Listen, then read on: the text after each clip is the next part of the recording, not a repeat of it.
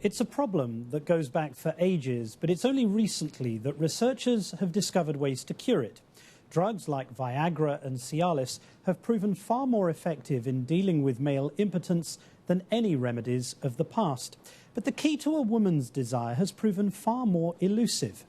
But we may now be closer to it than we've ever been.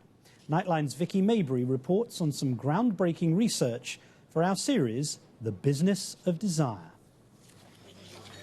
Some people say that oysters, chocolate, and ginseng are aphrodisiacs. They're rich in nutrients and they give you energy, but no one has proven they can give you passion. I was concerned about possible post-operative side effects like erectile dysfunction, ED. The little blue pill, Viagra, famously touted by Bob Dole, merely fixes the plumbing, keeping the blood flowing in the right direction.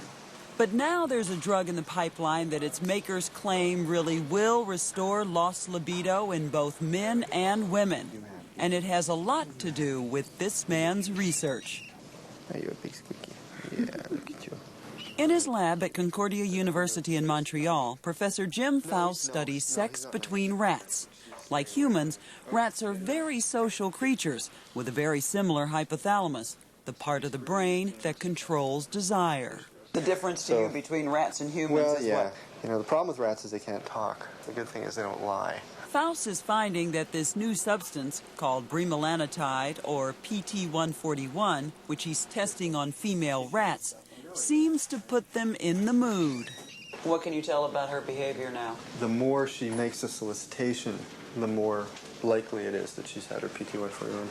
This brings back your libido. If it's low, if it's gone on hiatus, if it's... It doesn't make it something that it wasn't. It brings it back to where it probably was when you were having good sex. And suddenly you're looking at your partner, and where before you saw a flabby couch potato, suddenly you see what? That's a really good question. I don't know what they might see other than a flabby couch potato, but they may see the guy they fell in love with.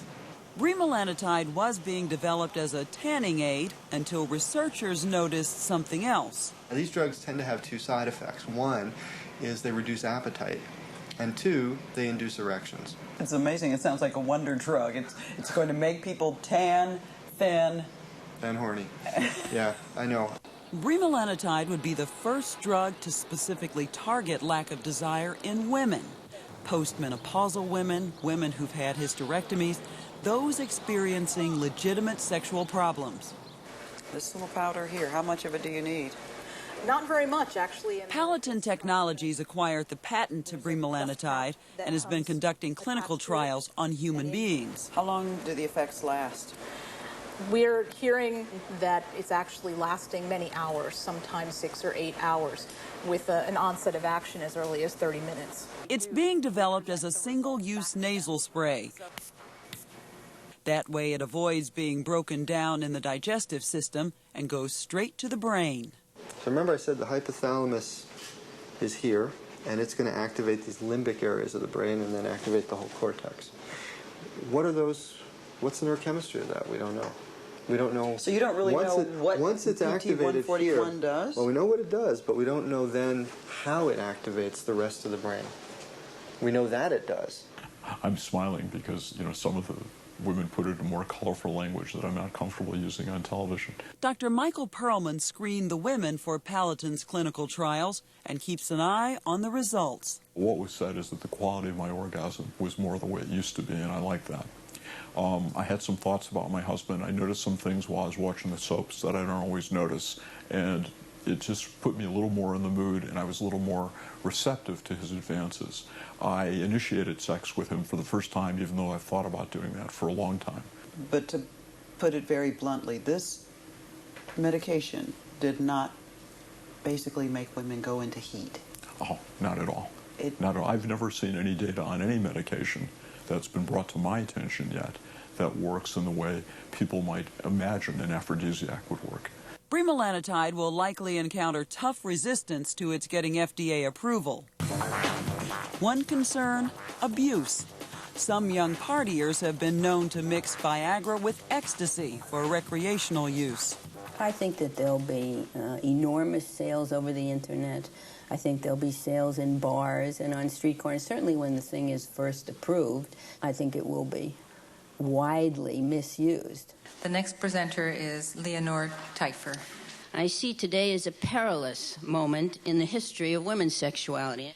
In 2004, Leonore Teifer helped convince an FDA panel to block Procter & Gamble's hormone patch Intrinsa, which was being touted as the female Viagra. She plans to fight bremelanotide as well. What's wrong with a drug that helps women achieve a better sex life? It's not just the drug. It's the drug in the context of the advertising, of the lack of education, of the lack of regulation. In the mood for something different? How about Levitra? How will this be harmful? It raises the bar on performance expectations so that women, couples, will now somehow feel that if arousal, orgasm, desire is not a regular, routine, every day, every week, womb to tomb kind of a thing, that there's something wrong with you. Up in Montreal with his frisky rats, Jim Faust says he thinks women should have the option, though he hopes bremelanotide will give them confidence, not doubt. I want women to have choice over quality of life issues. I don't want a situation where all the marketing for this is to say, oh, you're not good enough unless you take this drug. I mean, women don't need another thing staring at them from a billboard telling them they're not good enough at all. But I think that if the drug is available for people who actually have true desire disorders, as they're defined, by psychiatrists and by clinical psychologists, then we're talking about a different group of people. I mean, this is not going to, make people have orgies in the street. I'm Vicki Mabry for Nightline in New York. And the drug is still undergoing clinical trials. Our thanks to Nightline's Vicki Mabry.